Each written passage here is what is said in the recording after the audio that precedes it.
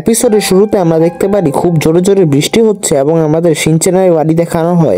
বৃষ্টির শব্দে শিনচ্যানের ঘুম ভেঙে যায়, কিন্তু মিৎসি তখনই তার মুখে হাত দিয়ে দেয় আর তারা শিনচ্যানকে সম্পূর্ণভাবে চুপ থাকতে বলে। তারপর তারা বলতে শুরু করে যে কাসুকাবেতে একটা এক্সপেরিমেন্ট ফেল হওয়ার কারণে রাস্তায় একটা ক্রিয়েচার ঘুরছে, আর যেদিকে সাউন্ড হয় সেদিকে সেই ক্রিয়েচারটা যায়। আর কথার মাঝে তখনই শিনচ্যান আর বাকিদের খিদে পেয়ে যায়, তাই তারা কিচেনে যায়। সেদিকে মিৎসি অনেক সাবধানতার সাথে কোনো শব্দ ছাড়াই রান্না করছিল, কিন্তু তখনই হঠাৎ সেখানে টোস্টারটা চালু হয়ে যায়, আর এটার কারণে দুজনই ভয় পেয়ে যায়। এরপরের দৃশ্যে আমরা দেখতে পারি তারা কোনো প্রকার শব্দ ছাড়াই তাদের নাস্তা করছে। নাস্তা শেষে আমরা দেখতে পারি শিনচ্যান তাদের বারান্দায় দাঁড়িয়ে আছে এবং গার্ডেনের দিকে দেখছে। তখনই শিনচ্যানের পিছন দিয়ে হিরোশি কোথাও যাচ্ছিল।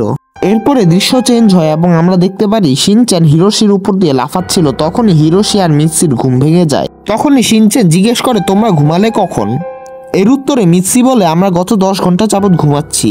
আর এদিকেই এই এপিসোডটা শেষ হয়।